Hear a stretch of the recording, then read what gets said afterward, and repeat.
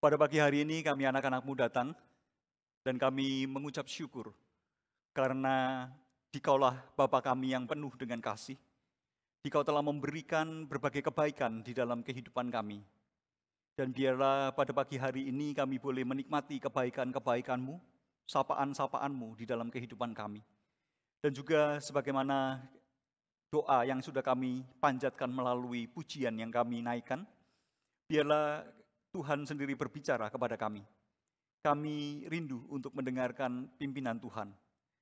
Di dalam menjalani kehidupan kami yang penuh dengan lika-liku, di tengah-tengah perjalanan hidup kami sebagai orang percaya di tengah dunia ini, kami anak-anakmu membutuhkan terang-Mu. Kami anak-anakmu membutuhkan firman-Mu. Biarlah firman-Mu boleh menjadi pelita bagi kaki kami dan terang bagi jalan kami. Dan kami menyerahkan momen-momen pembacaan kebenaran firman Tuhan. Ketika firman Tuhan itu diberitakan kembali. Momen-momen ketika firman Tuhan itu kami renungkan. Biarlah Tuhan sendiri berbicara kepada kami. Dan biarlah Roh Kudus sendiri mempersiapkan hati kami. Untuk boleh menjadi tanah yang baik, yang siap untuk ditaburi oleh benih kebenaran firman Tuhan. Sehingga firman Tuhan yang ditaburkan tidak kembali dengan sia-sia. Melainkan boleh bekerja melaksanakan kehendak Tuhan. Biarlah Tuhan menyatukan hati kami, memfokuskan hati kami, memberikan ketenangan kepada hati kami untuk boleh mendengar firman-Mu. Berbicaralah kepada kami dan siapkanlah hati kami untuk mendengar. Dalam nama Tuhan Yesus Kristus kami berdoa. Amin. Selamat pagi Bapak Ibu Saudara sekalian. Hari ini kita akan membahas satu tema yakni integrity in work atau integritas di dalam pekerjaan. Terkait dengan tema ini, saya mengajak kita untuk membaca satu bagian dari kitab suci yang terambil dari Yakobus yang pertama, ayat yang ke-1 hingga ayat yang ke-17 hingga ayat yang ke-18. Demikian bunyi firman Tuhan. Setiap pemberian yang baik dan setiap anugerah yang sempurna datangnya dari atas, turun dari Bapa segala terang. Padanya tidak ada perubahan atau bayangan karena pertukaran. Atas kehendaknya sendiri ia telah menjadikan kita oleh firman kebenaran. Supaya kita pada tingkat yang tertentu menjadi anak sulung di antara semua ciptaannya. Bapak, Ibu, saudara-saudari sekalian, berbicara tentang integritas, kita tahu bahwa kata ini mungkin mudah untuk kita katakan, tetapi ketika kita dipanggil untuk menjalani kehidupan yang berintegritas, maka kita menghadapi begitu banyak tantangan di dalam kehidupan kita ataupun di dalam pergumulan-pergumulan pribadi kita. Mengapa demikian Bapak Ibu sekalian? Kita menyadari bahwa dunia kita hidup adalah dunia yang penuh dengan persaingan dan godaan. Kita menyadari bahwa ketika kita dilahirkan, kita bukan hidup seorang diri di dunia ini dan kita bukan the center of the world. Kita bukanlah pusat dari dunia ini. Dan untuk menjadikan diri kita itu penting, menjadikan diri kita itu signifikan, maka kita itu perlu mau tidak mau begitu ya, berhadapan dengan yang namanya persaingan. Pada waktu kita dilahirkan, jikalau kita itu bukan anak tunggal, maka kita menyadari bahwa perhatian orang tua kita itu tidak semata-mata tertuju kepada kita, begitu ya. Tetapi perhatian orang tua kita itu juga tertuju kepada saudara-saudara kandung kita. Karena itu tidak jarang di dalam pertumbuhan kita itu mengalami yang namanya juga adalah persaingan dengan saudara-saudara kandung kita, begitu ya.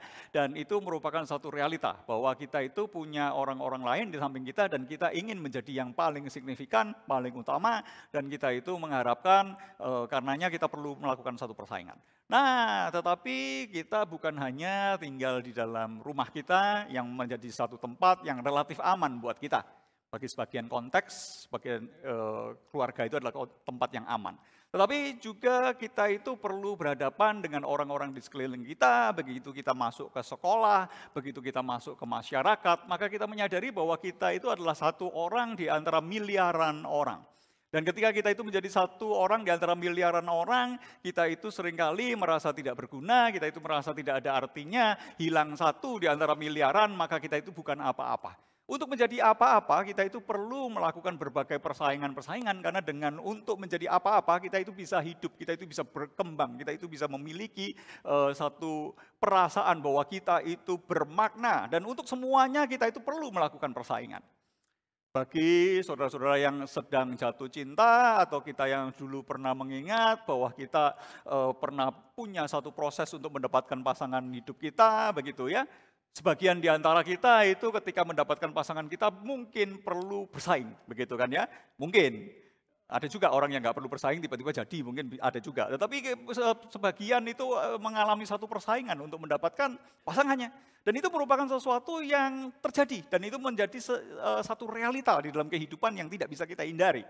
Dan di tengah-tengah dunia yang penuh dan persaingan dan godaan ini, kita itu melihat bahwa untuk kita itu bisa sukses, kita itu perlu bersaing. Untuk kita itu mendapatkan pengakuan, karena kita itu membutuhkan adanya satu pengakuan bahwa aku itu berharga. Dan kita itu perlu bersaing sehingga kita itu mendapatkan satu pengakuan. Dan untuk mendapatkan keuntungan, kita juga perlu bersaing. Kita mungkin berkata bahwa keuntungan ini juga merupakan sesuatu yang penting. Boleh jadi kita itu sukses menjadi seorang artis yang menghasilkan karya masterpiece. Tetapi ketika karya masterpiece kita itu tidak diakui, dan kemudian masterpiece kita itu juga akhirnya seakan-akan tidak ada harganya karena tidak diakui dan tidak menghasilkan keuntungan. Untuk apa kita menghasilkan masterpiece seni tetapi kemudian tidak bisa dijual? Dan kita berpikir bahwa kita itu perlu bisa menjual, dan kita itu perlu bersaing untuk melakukan penjualan-penjualan yang seperti itu. Nah, itu tantangan-tantangan dari luar, tetapi tantangan dari dalam kita sendiri, kita juga menyadari bahwa kita itu memiliki yang namanya keegoisan. Kita ingin menjadi center of the world. Kita itu ingin menjadi signifikan di dalam kehidupan kita itu. Mengapa? Ya karena kita itu cuma satu orang di antara miliaran orang. Dan bukan hanya kita itu memiliki satu pandangan tentang, memiliki satu kebutuhan untuk memenuhi kebutuhanku dan terpusat kepada kebutuhanku. Kita itu juga memiliki satu keserakahan. Kita itu kepingin lagi. Kita mungkin sudah tercukupi kebutuhan hidup, begitu ya. Kebutuhan hidup yang mendasar kita mungkin sudah tercukupi, tidak kekurangan. Tetapi kalau yang namanya uang, kita pengen lebih lagi atau enggak? Lebih lagi, ya toh? Saudara cukup diberkati Tuhan enggak? Secara finansial. Mungkin sebagian berkata, iya secara finansial kami cukup diberkati Tuhan. Tapi mau uang lebih lagi apa enggak? Hah? Siapa yang mau uang lebih lagi? Atau yang berkata, enggak aku sudah enggak mau uang lebih lagi. Gitu kan ya. Kita itu mau uang lebih lagi. Dan kita itu punya ambisi, kita itu punya keegoisan, kita itu punya keserakahan. Demikian juga, kita itu bukan hanya hidup di tengah-tengah dunia yang penuh dengan persaingan, tetapi kita juga penuh dengan tekanan, Bapak Ibu sekalian. Kita memiliki yang namanya itu economic pressure, ya. Jadi kita itu kadang-kadang harus berhadapan dengan resiko bahwa suatu saat sumber penghasilan kita itu bisa terhenti, begitu ya. Suatu saat kita itu bisa kehilangan pekerjaan kita, dan untuk bisa hidup di dunia ini kita itu perlu memiliki sumber penghasilan.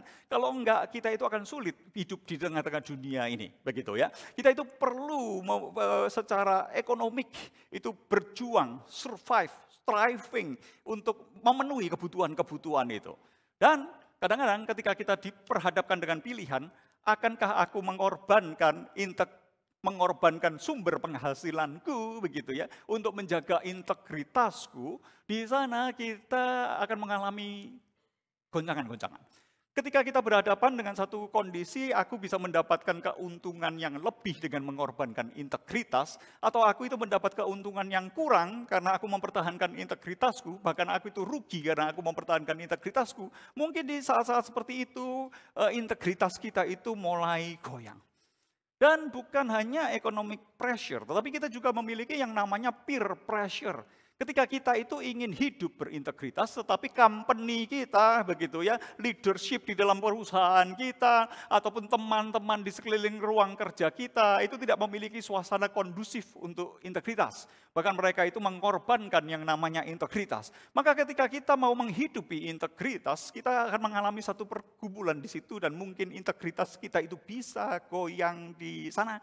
Kita juga menghadapi consumer pressure, ya. Jadi consumer itu punya keinginannya sendiri, dan keinginan konsumer kadang-kadang belum tentu sehat, begitu. Tetapi karena kita itu adalah satu yang memproduksi untuk konsumer kita, maka kita menyediakan produk-produk yang mungkin tidak sehat, tetapi itu disukai oleh konsumer kita. Dan bagi kita yang penting, aku itu bisa menjual sesuatu yang tidak sehat, dan saya bisa mendapatkan keuntungan untuk itu. Ekstrimnya, begitu ya, kita tahu drug itu tidak benar, begitu. Drug itu tidak sehat, drug itu merusak. Tetapi kita bisa menjual drug, dan itu merupakan sesuatu yang menguntungkan kita, dan konsumer kita itu menyukai hal itu.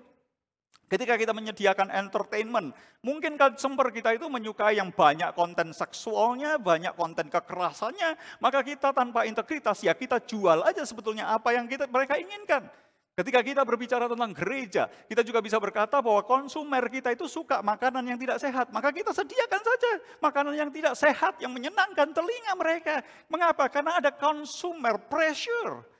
Dan selain itu kita juga memiliki tekanan dari sosial media, Bapak Ibu sekalian. Di tengah-tengah revolusi informasi ini, di mana kita juga bisa melihat bahwa media itu memiliki satu peranan yang penting untuk apa? Untuk membranding, begitu. Untuk membranding. Karena kita ini sekarang hidup di tengah-tengah era yang disebut sebagai post-truth. Kebenaran itu merupakan sesuatu yang tidak penting lagi. Mengapa? Karena kebenaran itu adalah masalah marketing. Kebenaran itu adalah masalah branding. Ketika kita berbicara tentang kualitas internal itu tidak penting lagi. Yang penting itu apa? Kemasannya, brandingnya itu seperti apa.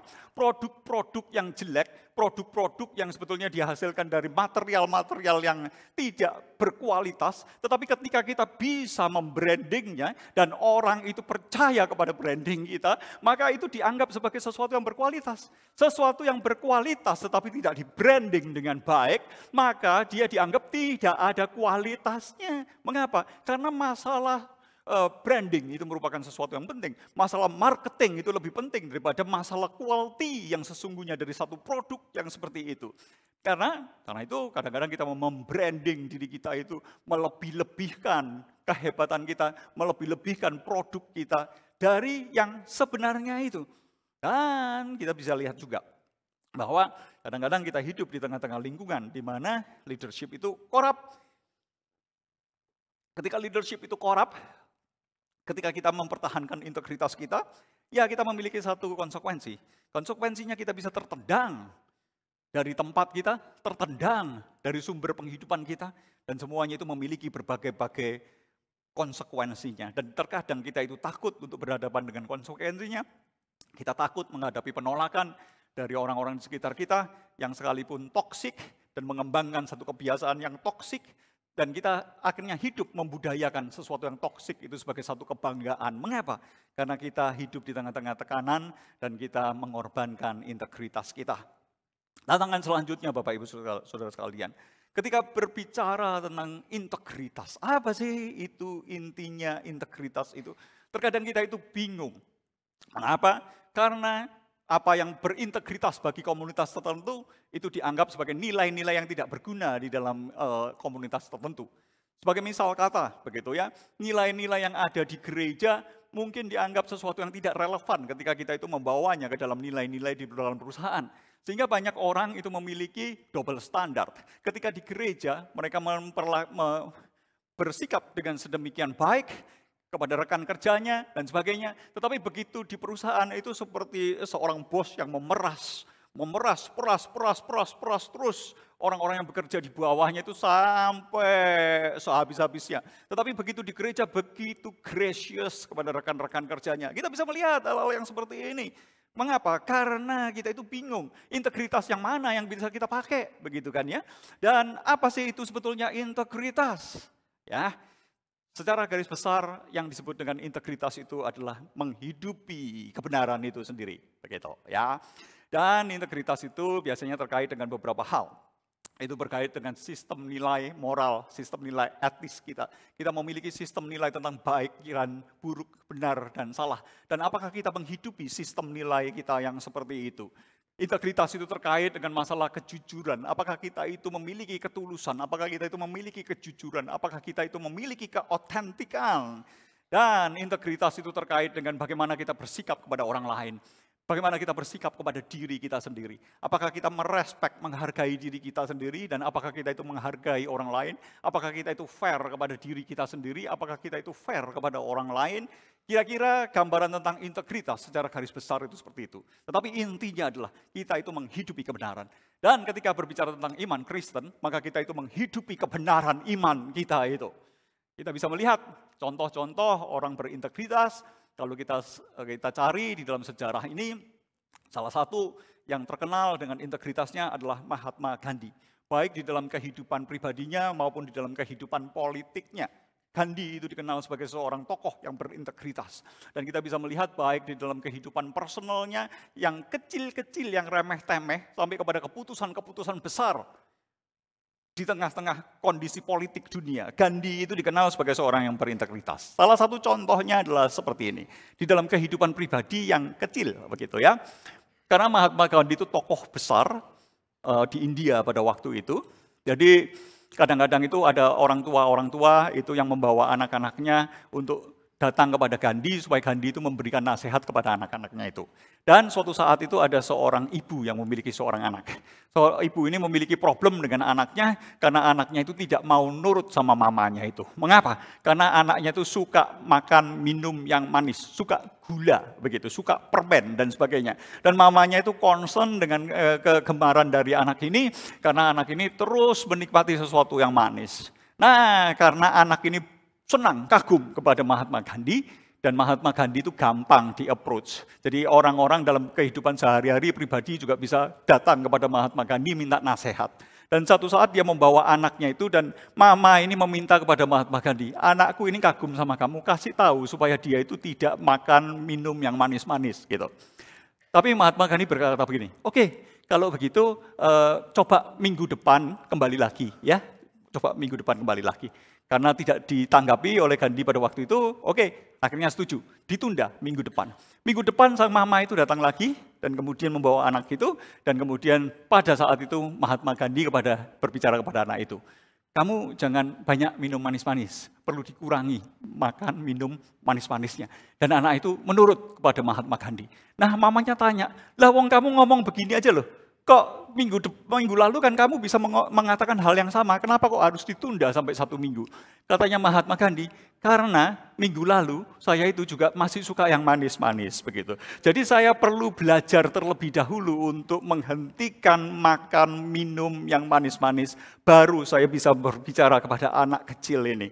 Kamu jangan banyak-banyak makan minum manis-manis. Dan saya ternyata berhasil dalam 1 minggu ini. Kalau nggak berhasil, saya minta bulan depan ibu ketemu saya lagi, baru saya itu bisa menasehati anak ibu. Begitu. Nah, di dalam Alkitab kita bisa melihat contoh-contoh yang tokoh-tokoh berintegritas seperti Yesus itu sendiri. Yesus datang untuk melayani dan kehidupannya adalah satu kehidupan yang konsisten, datang untuk melayani dan untuk menebus dosa umat manusia. Dia tidak tergiur dengan kuasa dan kerajaan dunia yang penuh dengan gemerlap ini. Dia lahir di kandang Bethlehem, dia mati di atas kayu salib. Dia mengatakan kebenaran, dan karena dia mengatakan kebenaran, maka dia dibenci oleh dunia ini.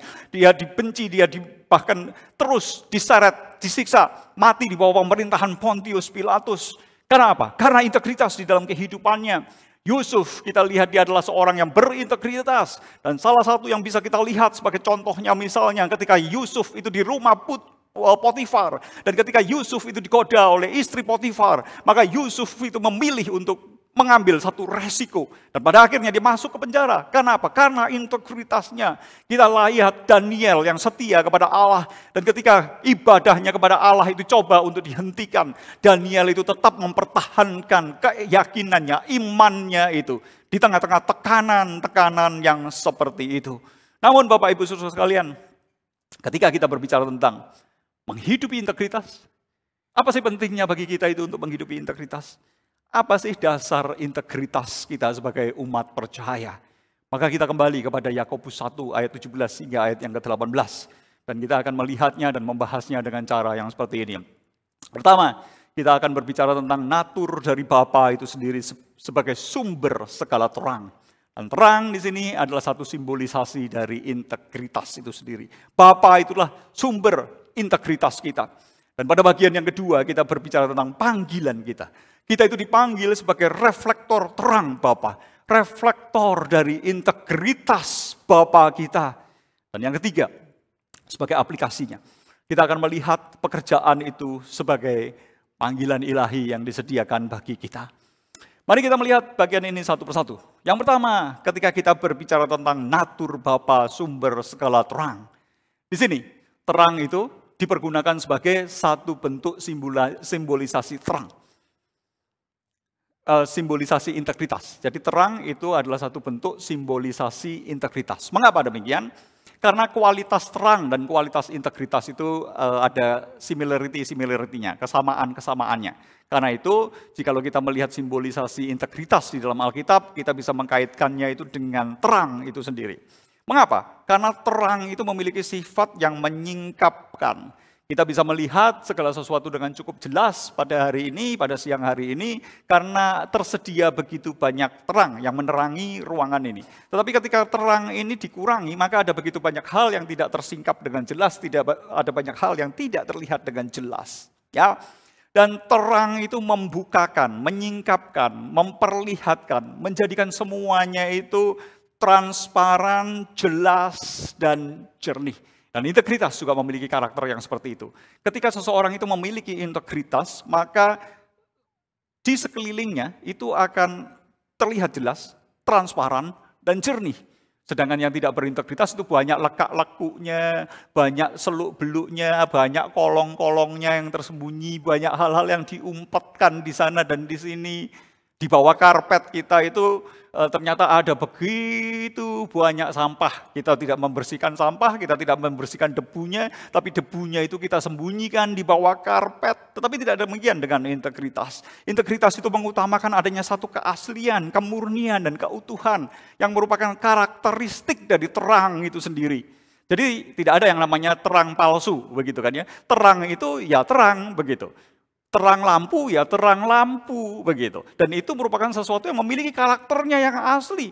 Dan terang itu memiliki satu kemurniannya, terang itu memiliki satu keutuhannya. Terang itu memberikan arah, memberikan tujuan. Ketika kita mengendarai di mobil di dalam suasana yang gelap, dengan lampu mobil kita itu kita bisa memiliki arah, kita bisa memiliki tujuan. Dan integritas itu juga memberikan arah, memberikan satu tujuan ketika kita itu mengalami begitu banyak kekaburan di dalam kehidupan kita. Lebih lanjut, ketika kita berbicara tentang natur Bapa sebagai sumber segala terang, maka di dalam Yakobus 1 ayat yang ke-17 ini dikatakan bahwa Bapa adalah sumber dari segala sesuatu, dari segala pemberian yang baik, segala anugerah yang sempurna. Itu datangnya dari Bapa, sumber segala terang itu, yang turun diberikan kepada kita. Bapak Ibu Saudara sekalian, Tuhanlah yang memberikan kebaikan-kebaikan. Tuhanlah yang memberikan kebenaran-kebenaran. Jikalau kita terbiasa dengan teologi reform, biasanya kita memiliki satu idiom. Idiomnya itu adalah all truth is God's truth. Segala kebenaran itu adalah kebenaran dari Allah. Karena kebenaran itu sekalipun ditemukan oleh orang ateis, misalnya rumus matematika, fisika, dan sebagainya ditemukan oleh orang-orang yang tidak percaya. Tetapi semua kebenaran itu sebenarnya berasal dari Allah. Karena dialah sumber dari segala kebenaran itu. Dan dialah yang memberikan pemberian-pemberian yang baik itu. Segala anugerah yang sempurna itu berasal dari Bapa. Anugerah yang diberikan kepada kita manusia yang berdosa, yang membutuhkan penebusan di dalam Yesus Kristus. Dan kemudian melalui darah Yesus Kristus, anugerah Allah itu diberikan, sehingga dosa-dosa kita itu diampuni, sehingga kita itu diterima dan diperdamaikan dengan Allah. Semuanya itu bersumber dari Bapa segala terang itu sendiri, yang diberikan, turun, diberikan kepada kita. Dan karenanya kita bisa melihat bahwa integritas kita bukanlah integritas yang hanya bergantung kepada sistem nilai yang kita pahami sendiri. Tetapi integritas kita itu bersumber dari mana? Integritas kita itu bersumber dari Bapa itu sendiri, yang adalah sumber terang, yang memberikan pemberian-pemberian yang baik kepada kita, yang memberikan anugerah yang sempurna kepada kita. Dan Bapa sumber segala terang itu, karakteristik dari terangnya adalah konsisten. Dan ketika kita berbicara tentang integritas, kita bisa melihat bahwa integritas adalah satu konsistensi. Konsistensi antara kita itu dilihat orang atau tidak dilihat orang. Kita itu hidup benar di depan publik ataupun di dalam life private kita. Kita itu takut akan Tuhan bukan hanya karena takut terhadap konsekuensi kalau kesalahan kita itu kebongkar. Tetapi tanpa ada hal seperti itu pun kita memiliki satu reference, satu penghargaan, satu penghormatan akan Tuhan di dalam kehidupan kita. Dan kita bisa melihat di sini, terang dari Sang Bapa kita itu konsisten. Karena itu integritas kita. Kita dipanggil juga untuk boleh memiliki satu kehidupan yang kehidupan berintegritas yang konsisten. Dan kita bisa melihat konsistensi terangnya di sini. Bahwa terangnya itu tidak ada perubahan, tidak ada bayangan, ataupun karena adanya pertukaran maka dia tidak terlihat. Seperti di tata surya kita bisa melihat terang dari matahari pada waktu siang. Tetapi kemudian pada waktu malam kita tidak melihat terang matahari dan digantikan oleh terang bulan. Tetapi kita bisa melihat bahwa terang dari Allah kita adalah satu terang yang tidak terjadi perubahan-perubahan seperti itu. Yang tidak kemudian ada spot-spot yang kemudian tertutup, terhalang oleh karena cuaca, oleh karena ini dan oleh karena itu. Karena terangnya adalah terang yang konsisten, yang tidak ada perubahan atau bayangan karena pertukaran. Bagian yang kedua, karena Allah itu adalah sumber integritas kita, maka kita dipanggil untuk menjadi reflektor terang Bapa. Peran kita adalah menjadi satu reflektor, pemancar dari integritas Bapa kita.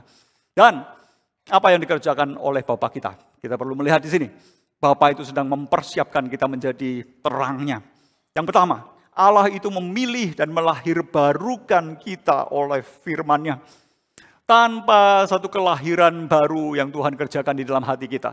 Tanpa pekerjaan Roh Kudus yang melembutkan hati kita. Tanpa pekerjaan Roh Kudus yang memberikan firman-Nya itu menerangi hati kita. Maka kita tidak memiliki sumber moral, sumber integritas di dalam kehidupan kita. Sumber integritas kita itu berasal dari Bapa itu sendiri. Dari Bapa yang seperti apa, yang oleh Roh Kudus itu melahirbarukan kita oleh firman kebenaran itu. Di dalam ayat yang ke-18 itu dikatakan seperti ini. Atas kehendaknya sendiri, ia telah menjadikan kita oleh firman kebenaran. Atas kehendaknya. Ada unsur kehendak Allah. Dan ada unsur kita itu dilahirbarukan oleh firman kebenaran. Di dalam bahasa Inggrisnya, di dalam terjemahan NIV, bagian ini dinyatakan dengan lebih jelas. He chose to give us birth. Dia itu memilih kita untuk dilahirkan, ya. Dilahirkan secara apa? Dilahirkan secara rohani. Dilahirkan bukan oleh darah dan daging, tetapi dilahirkan oleh Roh Allah itu sendiri yang menjadikan kita itu manusia baru through the word of truth, melalui firman kebenaran. Jadi melalui firman kebenaran kita itu dilahirbarukan oleh Allah yang telah memilih kita. Yang kedua, di dalam Allah itu mempersiapkan kita sebagai reflektornya. Maka Allah itu menguduskan kita. Menguduskan itu artinya kita dipisahkan untuk menjadi sesuatu yang berbeda dari dunia ini. Untuk apa? Untuk kemudian kita itu dikuduskan, dijadikan berbeda, dan diutus kembali masuk ke dalam dunia itu. Itulah pengertian dari menguduskan. Jadi Allah itu menguduskan kita. Kita bisa melihat di dalam ayat yang ke-18 itu dikatakan, Allah itu menjadikan kita anak sulungnya di antara semua ciptaannya. Anak sulung di sini juga dimengerti sebagai buah sulung, buah pertama yang dikuduskan, yang dikhususkan, yang diberikan kepada Tuhan itu. Dan Bapak Ibu sekalian, ketika berbicara tentang menjadi anak sulung di antara semua ciptaannya, ini merupakan satu identitas yang luar biasa bagi kita orang percaya. Kita bukan anak sulungnya Presiden Amerika, kita bukan anak sulungnya Presiden Indonesia, kita mungkin juga bukan anak sulungnya siapa-siapa yang terkenal luar biasa, konglomerat yang besar luar biasa di dunia ataupun di Indonesia ini. Tetapi kita melihat di sini bahwa orang percaya itu disebut dengan identitasnya apa? Anak sulungnya dari Bapa segala terang itu. Sehingga kita adalah ahli waris dari Bapa segala terang itu. Kita itu mewarisi sifat-sifat Bapa segala terang itu di dalam kehidupan kita. Dan ketika berbicara tentang anak tunggal Allah, Bapak Ibu sekalian, kita mengerti bahwa konsistensi Alkitab itu mengatakan bahwa anak tunggal Allah itu adalah Yesus Kristus itu sendiri. Dan di dalam Yakobus 1 ayat yang ke-18 ini dikatakan, di dalam pengertian tertentu, kita itu juga disebut sebagai buah sulung, anak sulung Allah. Seakan-akan kita itu identitasnya dilekatkan dengan identitas Kristus itu. Kita ini diciptakan di dalam Kristus Yesus, dan di dalam Kristus Yesus kita itu telah menjadi anak-anak Allah. Dan kita itu dipanggil untuk menjadi pengejawantahan karya Kristus lebih lanjut. Kita dipanggil untuk melanjutkan visi dan misi Yesus Kristus itu secara lebih lanjut di dalam kehidupan kita. Jadi panggilan orang percaya itu bukan cuma semata-mata kita dipanggil untuk suatu saat mati dan masuk surga. Tetapi panggilan kita sebagai orang percaya adalah melanjutkan misi Yesus Kristus. Untuk apa? Untuk merestorasi dunia yang rusak ini. Untuk memulihkan kondisi dunia yang rusak ini. Dan integritas memainkan peranan yang penting di situ. Kita dipanggil untuk menjadi the imitator of Christ. Pengikut-pengikut Kristus yang meneladani Kristus di dalam kehidupannya. Kita dipanggil menjadi buah sulung pengudusan. Kita adalah pilot project dari Allah itu sendiri. Kita adalah cikal bakal tunas yang disediakan oleh Allah. Untuk apa? Untuk merestorasi dunia ini. Dari sistemnya yang rusak. Dari ketiadaan, keadilan, ketiadaan, kebenaran, dengan nilai moral yang merosot, kita dipanggil untuk menjadi the imitator of Christ, buah sulung pengudusan, pilot project, cikal bakal dari restorasi.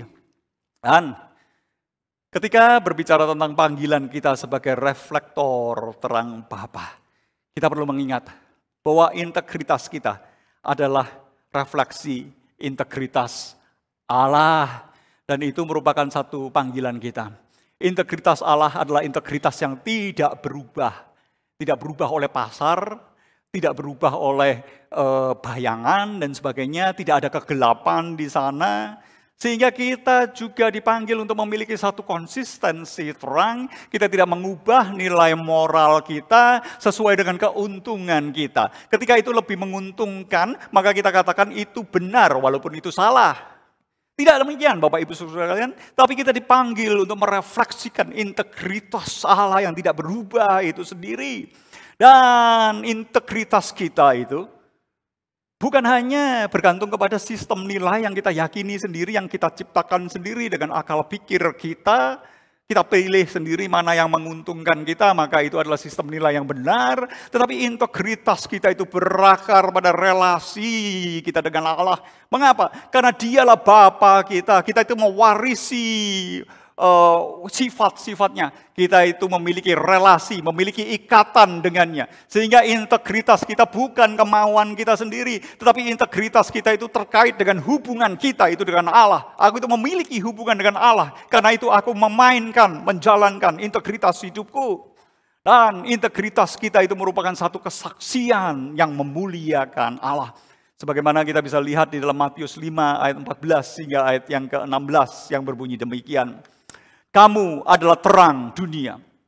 Kota yang terletak di atas gunung tidak mungkin tersembunyi. Demikianlah hendaknya terangmu itu bercahaya di depan orang, supaya mereka melihat perbuatanmu yang baik dan memuliakan Bapamu yang di surga. Jadi pesan bagi kita adalah dunia di mana kita hidup adalah dunia yang integritas, nilai-nilai integritasnya itu relatif.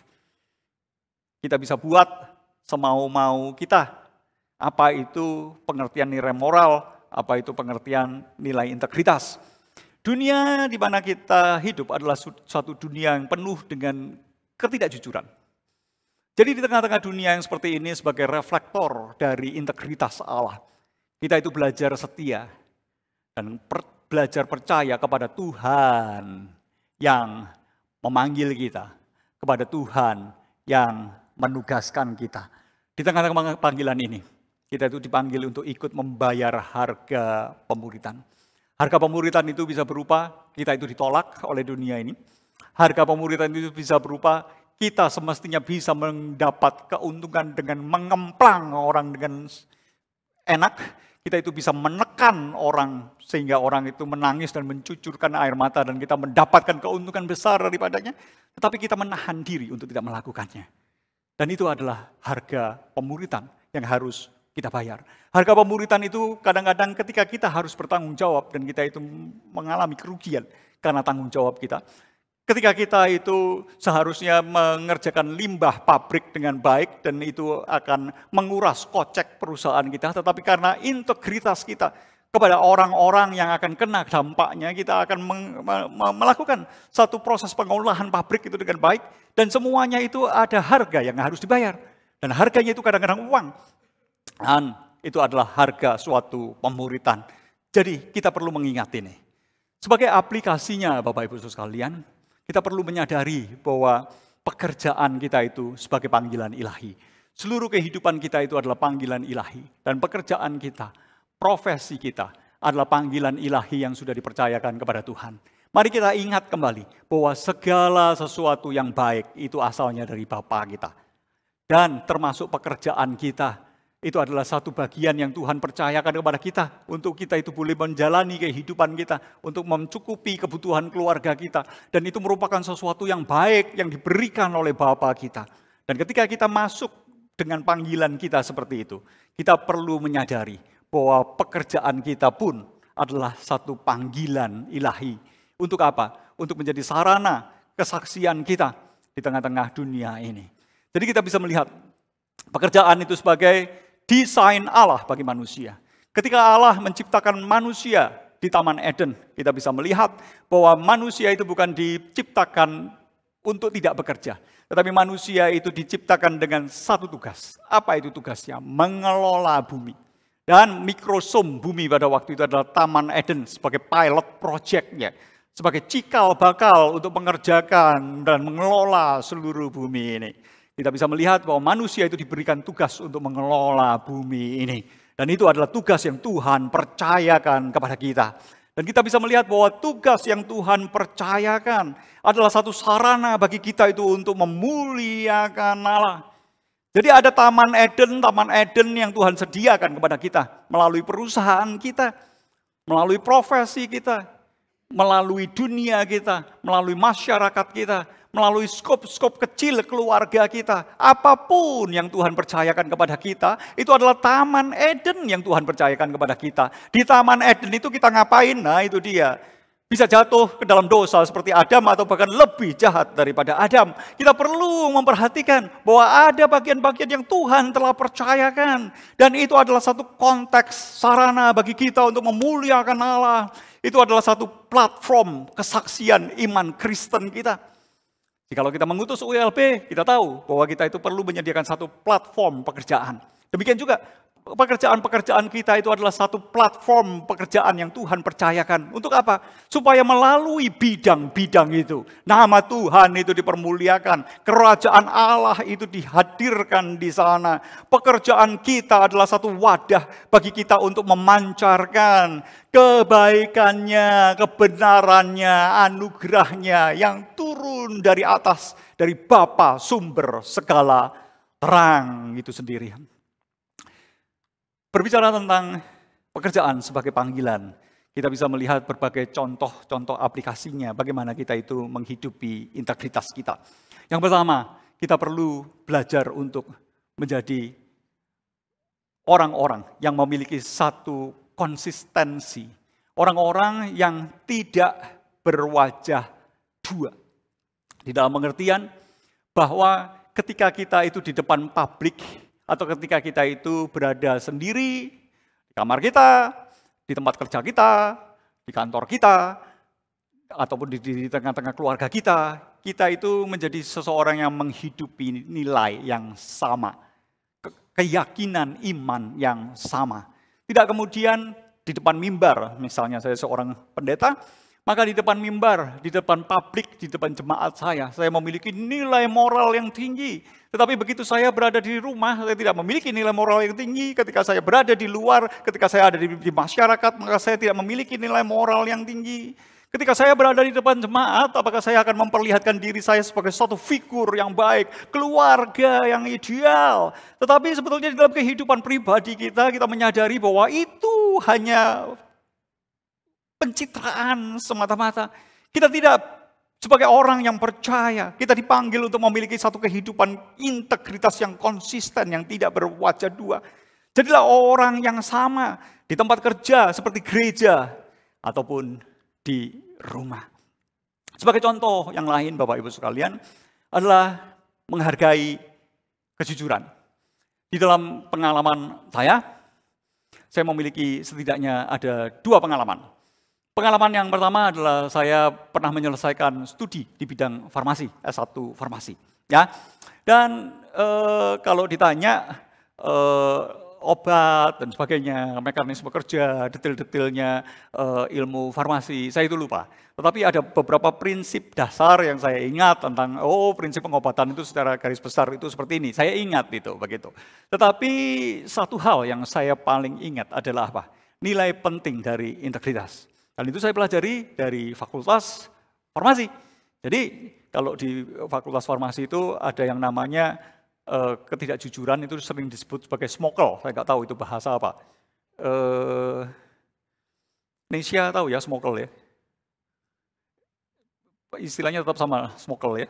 Jadi smokel itu adalah kita itu kadang-kadang melakukan kecurangan, shortcut dari prosedur yang seharusnya, kemudian kita shortcut supaya kita itu cepat dan sebagainya. Sebagai contoh begini, buat pil itu kita diajarin cara membuat pil secara tradisional, karena itu basicnya begitu. Jadi bahan obat itu diuyel-uyel pakai alat begitu ya, sampai jadi panjang, kayak panjang gitu. Kemudian ada pemotongnya, dipotong seret gitu. Setelah dipotong kemudian diputar lagi pakai alat itu. Kadang-kadang untuk membuatnya bulat itu susah. Lebih gampang itu apa? Kita potong, kita uel-uel pakai tangan bulat, Bapak Ibu Saudara sekalian. Tetapi itu yang disebut sebagai smokel. Dan smokel itu bisa macam-macam begitu. Ada 1001 macam cara anak-anak farmasi itu kreatif melakukan yang namanya smokel. Tetapi smokel itu memiliki konsekuensi yang serius ya. Dan dengan smokel itu kita bisa nggak lulus langsung dengan kalau kita itu ketahuan kita itu melakukan satu smokel. Dan kita perlu menghargai adanya satu keterbukaan dari informasi yang seakurat-akuratnya kita itu berikan. Jadi di dalam kalau saudara mau melihat pamflet obat begitu ya, di pamflet obat itu di situ selalu ada efek terapeutiknya, tetapi juga ada deretan efek samping yang tidak pernah boleh disembunyikan. Dan bagi kita yang di luar pengetahuan medis, kadang-kadang ketika membaca efek sampingnya kita jadi takut untuk meminum obat itu. Tetapi kita bisa melihat bahwa semuanya itu, semua informasi positif dan negatifnya itu harus disampaikan dengan sedemikian akuratnya. Ini bukan hanya masalah penjualan semata-mata, ini bukan hanya masalah branding, ini bukan hanya masalah marketing semata-mata, tetapi kita memiliki satu tanggung jawab untuk memberikan satu informasi yang akurat. Kita dipanggil untuk memberikan komunikasi yang terbuka dan yang jujur. Bapak Ibu sekalian, kita tahu bahwa di dunia ini ketika kita mengatakan sesuatu dengan jujur, maka kejujuran itu menyakitkan. Dan kalau kejujuran itu menyakitkan, kita itu bisa kehilangan relasi karena kejujuran kita. Dan karena kalau kita itu kehilangan relasi, kadang-kadang kita itu kehilangan kesempatan bisnis karena kejujuran kita.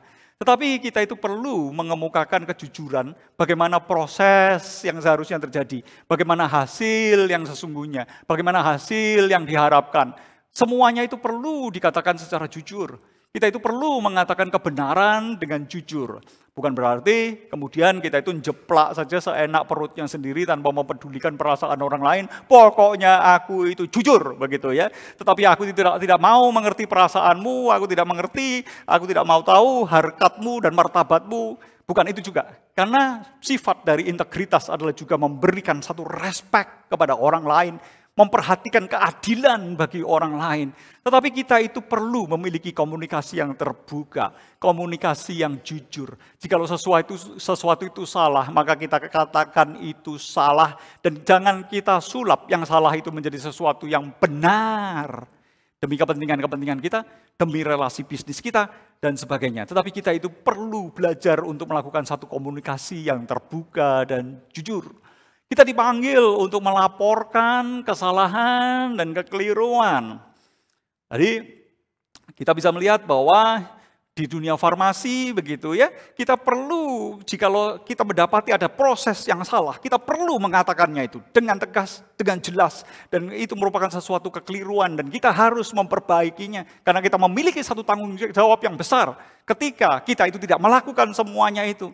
Saya pernah bergerak di dalam bidang pendidikan dan kita juga memiliki satu problem yang sama. Ketika ada kesalahan-kesalahan maka kita itu harus mengemukakannya. Ketika ada kekeliruan kita harus mengemukakannya. Kalau satu teori itu ternyata salah, kita itu perlu mengkoreksi satu teori itu. Bahkan apa yang sudah kita ajarkan sebelumnya dan kemudian kita menyadari bahwa yang kita ajarkan itu keliru, kita memiliki satu tanggung jawab untuk mengkoreksi kekeliruan yang lalu itu. Dan kita tahu bahwa ketika kita itu membuat penelitian, maka kadang-kadang kita itu melakukan kekeliruan. Oke, dan kita perlu memiliki tanggung jawab dan keterbukaan untuk menerima masukan dari orang-orang lain, scholar-scholar lain, untuk mengatakan bahwa ini merupakan sesuatu yang keliru. Dan yang lebih penting lagi, ketika kita melakukan satu penelitian, kita itu boleh keliru. Karena kita itu bisa keliru. Kita bisa keliru menganalisis data yang kita terima itu ternyata verifikasinya itu kurang jelas dan sebagainya. Kita bisa, dan itu bisa. Tetapi satu hal yang tidak boleh kita lakukan adalah apa? Menipu. Kita itu berbohong melalui penelitian kita. Agar penelitian kita itu sukses, agar penelitian kita itu berhasil, maka kita melakukan berbagai manipulasi data dan sebagainya. Kita melakukan plagiarisme dan sebagainya. Untuk apa? Untuk memperlihatkan bahwa karya kita itu baik. Tetapi ketika kita menghargai kejujuran, kita dipanggil untuk menghindari hal-hal yang seperti itu. Jikalau kita itu mendapati adanya kesalahan, maka kita itu berani mengakui bahwa ini adalah kesalahanku. Dan aku akan mengambil tanggung jawab atas kesalahanku itu.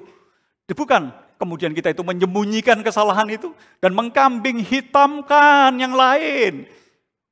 Ketika kita menghadapi kegagalan, kadang-kadang kita tidak berani mengatakan aku gagal di sini. Perusahaanku itu gagal di sini. Pelayananku itu gagal di sini. Tapi kita mengatakan gara-gara kamu, gara-gara kamu, gara-gara kamu, gara-gara kamu, gara-gara kamu, gara-gara kamu, gara-gara kamu, bukan gara-gara aku.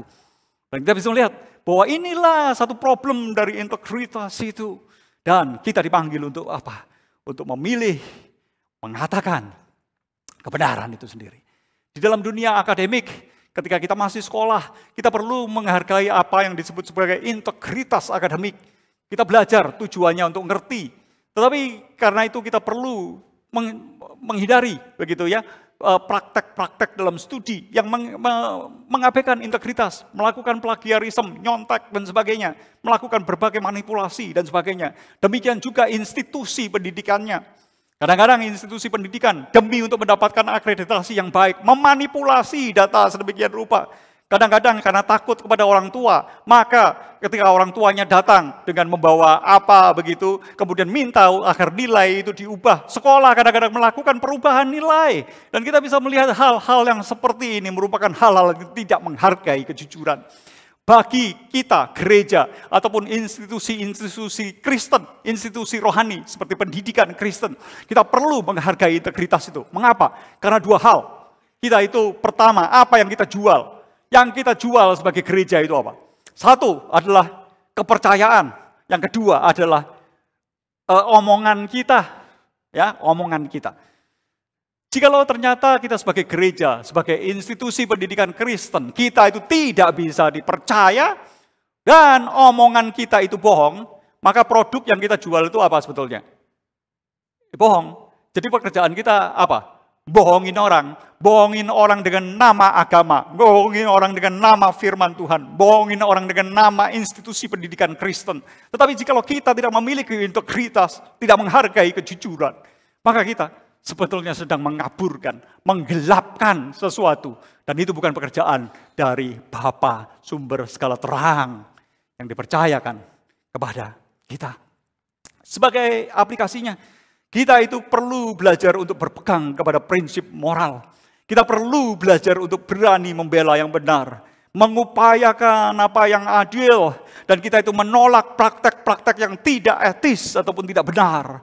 Dan kita memiliki sikap yang menghargai orang lain, menghargai martabat, menghargai rasa hormat kepada orang lain. Dan kita tidak melakukan berbagai praktek manipulasi untuk apa? Untuk kepentingan, keuntungan pribadiku sendiri. Segala realita, segala data, segala kondisi, itu bisa kita ciptakan. Bahkan segala logika kebenaran, itu bisa kita buat. Untuk apa? Untuk membenarkan diri kita. Untuk keuntungan kita sendiri. Untuk menenangkan hati kita, kita bisa memanipulasi kebenaran itu sendiri. Tetapi kita perlu menyadari bahwa kita dipanggil untuk menghindari berbagai praktek manipulasi yang seperti itu. Dan kita dipanggil untuk secara tulus dan setia kepada sistem nilai yang luhur. Selanjutnya Bapak Ibu sekalian, berbicara tentang memiliki satu kehidupan yang berintegritas adalah kita itu dipanggil untuk memiliki perilaku profesional. Ketika kita itu diberikan satu tugas, maka kita itu dapat diandalkan untuk mengerjakan tugas itu dengan baik. Kita memiliki konsistensi penuh untuk memenuhi tanggung jawab kita. Jikalau kita diberikan PR, selesaikan PR itu. Jikalau kita diberikan satu bagian latihan, selesaikan latihan bagian itu dengan baik. Jikalau kita diberikan satu pekerjaan, selesaikan pekerjaan itu dengan tanggung jawab yang baik. Dan ketika kita mengerjakannya, kita mengutamakan keunggulan. Kita mengupayakan adanya suatu kualitas yang tinggi. Dan kita terus-menerus mengupayakan berbagai perbaikan yang berkelanjutan. Bapak, Ibu, Saudara sekalian, kita menyadari bahwa di dalam menjalani kehidupan kita, integritas merupakan sesuatu yang penting. Dan kita dipanggil untuk berani membayar harga demi integritas kita. Mengapa? Karena kita memiliki panggilan yang dari Allah. Dan itu merupakan satu panggilan yang kita warisi dari Bapa sumber segala terang itu. Dan kita menyadari bahwa di dalam menjalani kehidupan integritas, mudah untuk dikatakan, mudah untuk dikhotbahkan. Dunia saya hanya dunia akademik mungkin, ya. Dan Bapak Ibu Saudara sekalian mungkin berkata, di dalam dunia bisnis, di dalam dunia politik, problem dari integritas itu jauh lebih berat. Saya menyadari bahwa problem-problem integritas itu merupakan sesuatu yang berat dan tidak mudah. Termasuk di dalam dunia akademik, termasuk di dalam dunia pelayanan. Tanpa kita menyadari, problem-problem integritas itu sangat dekat dan terkadang kita itu goyang di sana. Tetapi kita perlu mengingat bahwa kita itu tidak berjalan sendiri. Kita itu adalah anak-anak Allah, di mana Tuhan itu yang akan hadir beserta dengan kita. Dan Tuhan itu sudah memberikan benih kelahiran baru di dalam diri kita. Sekarang tanggung jawab kita adalah mengerjakan benih kelahiran baru yang sudah Tuhan kerjakan bagi kita. Tuhan itu mendampingi kita. Tuhan tidak meninggalkan kita sendiri di muka bumi ini. Dan Tuhan akan memberikan kekuatan kepada kita untuk ikut mengambil bagian, memikul salib, menentang sistem nilai dunia ini. Untuk apa? Merefleksikan integritasnya. Dan itu adalah panggilan kita, tanggung jawab kita yang sudah Tuhan percayakan kepada kita. Baiklah kita menjadi penata layan yang bertanggung jawab atas apa yang Tuhan sudah percayakan bagi kita. Amin. Mari kita berdoa. Kami datang di hadapan-Mu dan kami mengucap syukur untuk segala kebaikan-Mu. Dan biarlah Tuhan sendiri yang berbicara kepada kami melalui kebenaran firman. Dan biarlah firman-Mu boleh menyertai kami. Dan biarlah kami juga boleh menyadari bahwa kami tidak dibiarkan sendiri ketika kami mendengarkan firman ini. Tetapi pekerjaan Roh Kudus ada dalam hati kami. Hati nurani yang Tuhan berikan akan bergerak ketika kami menentang. Dan biarlah Tuhan melembutkan hati kami, sehingga kami tidak mematikan hati nurani yang bergerak di dalam diri kami. Tetapi dengan lemah lembut kami belajar untuk percaya kepada pimpinan Tuhan. Tuhan tidak pernah meninggalkan kami. Dan tolonglah kami di dalam segala keterbatasan kami. Karena anugerah-Mu sudah diberikan bagi kami. Mampukan kami untuk menjadi terang-Mu di tengah-tengah dunia yang gelap ini. Dan biarlah kami bukan memancarkan terang kami sendiri untuk kemuliaan diri kami sendiri. Tetapi kami boleh memancarkan terang dari Bapa, sumber segala terang yang tidak mengalami perubahan itu.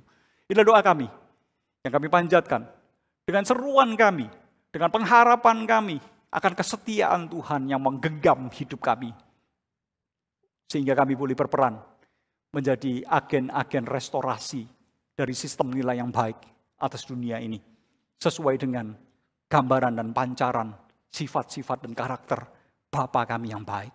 Inilah doa kami yang kami panjatkan dengan iman di dalam nama Tuhan Yesus Kristus. Amin. Mari kita bersama-sama dengan gereja